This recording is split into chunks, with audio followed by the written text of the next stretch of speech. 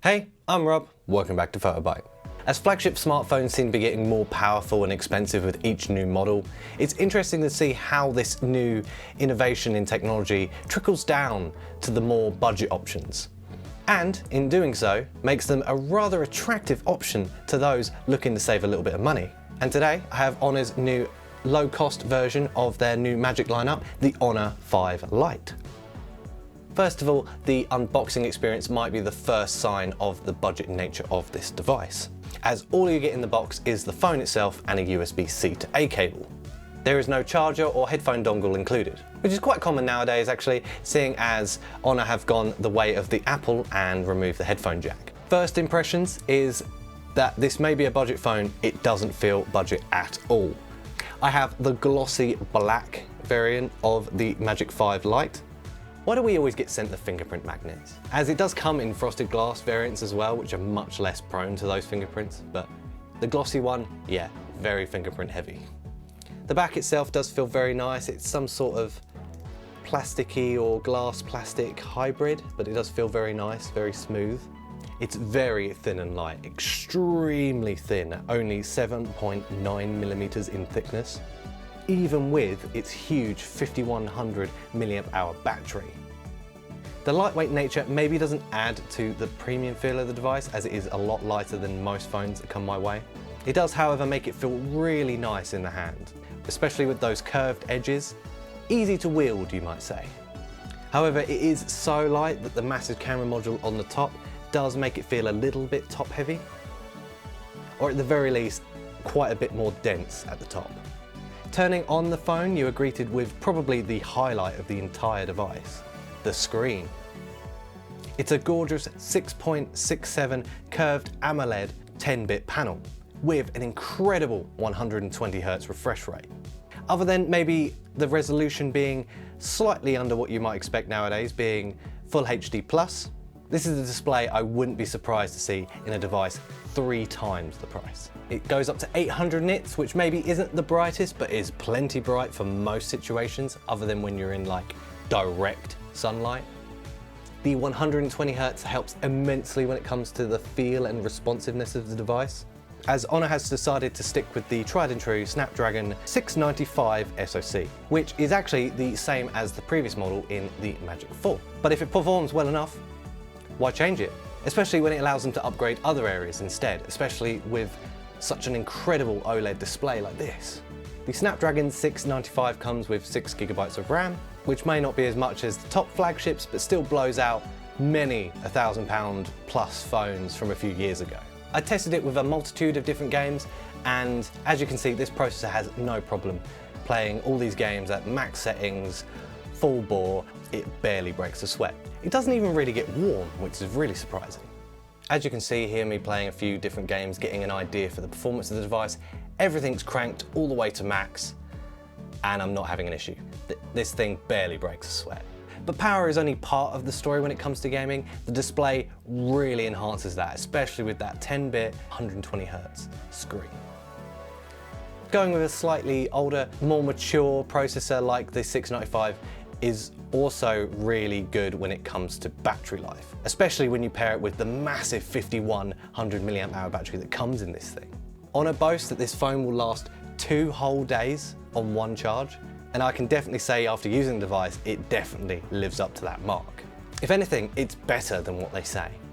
2 days, yeah, if you're using it quite heavily, constantly on it, playing games and all sorts, and if you use it sparingly, you could probably even get 3 or maybe even 4 days out of this device. But you will have to plug it in, as it does come with no wireless charging, unfortunately.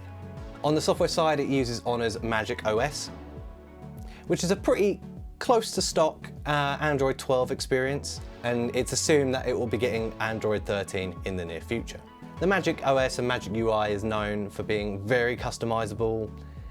It even comes with a bunch of free themes specifically made for the Magic 5 lineup to change the look of the entire device, from colors, icons, wallpapers, etc. And you can even change the fingerprint scanner icon and the always on display. Speaking of fingerprint scanner, the fingerprint scanner on this device is underneath the display, and it feels pretty snappy to me. It only comes in one SKU, and that is 128 gigabytes of storage. And from what I can see, there is no SD card expansion, which is a bit of a shame, seeing as there's no higher storage version of this device. Although 128 gigabytes is quite a bit, but be prepared to have a cloud backup solution ready to upload all your photos if you take a lot of them. Talking of photos, it comes with 4 cameras, 3 in the absolutely massive ring module on the back. The main shooter being a 64 megapixel sensor. It then also has a 5 megapixel wide angle and depth sensor and a 2 megapixel macro camera. And on the front is a tiny little hole punch on the display, which houses a 16 megapixel front shooter. I don't have many complaints here about the cameras. When it comes to the front facing camera, I really have not many complaints, especially with my good lighting I have here. It looks pretty damn good if I do say so myself. It has all the photo modes you might expect from a phone nowadays. Portrait, blurry bokeh backgrounds, beauty modes and multi-video, pro photos, panoramics, HDR, macro, time-lapse, and more. But as you can see, the main shooter does a pretty damn good job. The aperture and bokeh modes seem to overcook it quite a bit. I wouldn't recommend using those, however. However, you can see the wide angle does seem to fall apart quite a bit, and the macro is much the same story. All the photo modes have their AI enhanced technology, which will bump the colors, saturations, sharpness, things like that, depending on what you're shooting. It will intelligently figure out what you're shooting and change those settings.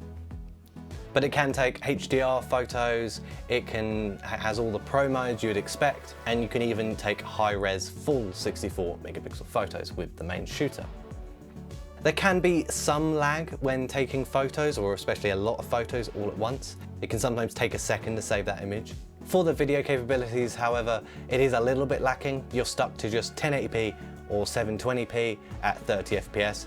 Not a lot of options here, and most smartphones that come out nowadays at least have the option for a 4K 30. However, the main 64 shooter can take some surprisingly good images. Obviously, this will be dependent completely on your environment and the quality of your lighting, but it can do a pretty decent job. The overall camera quality across the board on this device isn't that surprising, especially when comparing it to those higher-end flagships that I've been mentioning throughout, but really not bad for the price. The Honor Magic 5 Lite comes in at only £329, which is more than 3 times less those flagship iPhones and Samsungs that are out nowadays. It's absolutely insane the kind of performance and quality you can get for a device this cheap nowadays. A few years ago, it wasn't unheard of to have a flagship have all of these features, or not even have all these features. And they were upwards of 3 times the price. But as I mentioned at the beginning of the video, it is interesting to see how those top-end flagships keep progressing at such a fast rate, that all this tech that was great just a few years ago trickles down into these lower budget options, really increasing the value for money. And it's incredible to see brands like Honor being able to offer phones like the Magic 5 Lite, which has many of the same features as those top-end flagships for a fraction of the cost. Now, you definitely are making some sacrifices going this cheap, but there are also some things that are way better than even those flagships. The display and the battery life are definitely the standouts for me. Having a display this good on this cheap of a device is absolutely incredible. 120 Hz makes it feel so smooth and snappy when you're using it, especially when scrolling through long news articles and such. And the battery life is so amazing. I can't think of the last phone I had which would last me days without charging. Maybe those old Nokia brick phones. But yeah, I can just go to bed, not even have to worry about plugging this thing in, and know I'll still have plenty of charge for the next day to come. But yeah, if you're in the market for a new smartphone and are looking to save a little bit of money, maybe the Magic 5 Lite is for you. But let me know exactly your thoughts on this phone in the comments below. And check out our other videos on some other phones we've reviewed. One that comes to mind is the Oppo series. Although those are much more expensive phones, they have some really interesting features. But yeah, I've been Rob, this has been PhotoBite, and I'll catch you next time. Bye bye.